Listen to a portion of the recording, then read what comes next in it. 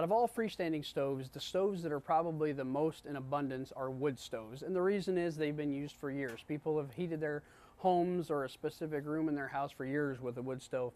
And probably the best reason that people use them is they work.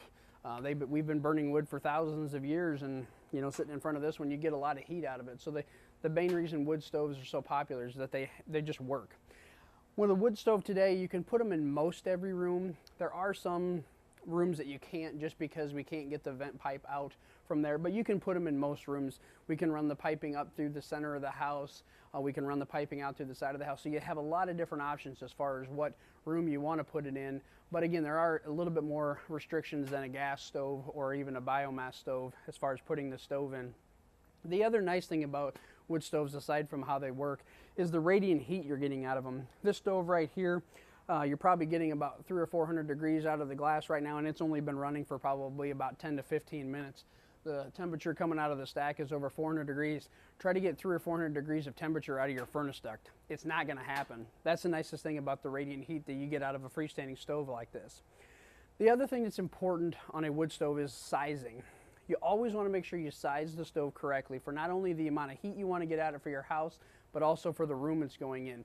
The reason I say that is you can adjust the stove right here with your air control, sliding it up or down. Some stoves have it in the bottom you slide, but you want to always make sure you can at least burn the stove on a medium level or a high level every now and then, so that you don't get too much creosote in the chimney. If you take a large stove, the American way is bigger is better, but if you take that large stove and put it in a small room and you always burn it on low, what you're going to happen is you're going to have creosote build up in the chimney.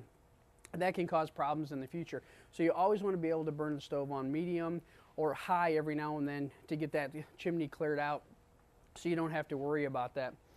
So whether you're looking at a stove that heats maybe 1,000 square feet on a real small level, or even one that's going to heat over 3,000 square feet, we have plenty of different stoves that fit that range.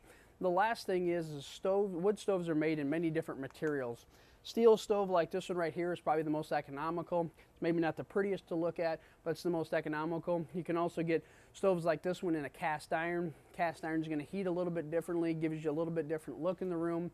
And the last style that's fairly popular for us is a soapstone stove. So what it is, it's actually a stove that has a cast iron frame but has soapstone built into the actual stove. So it's going to heat a little bit differently because that stone absorbs heat and releases heat at different times like that.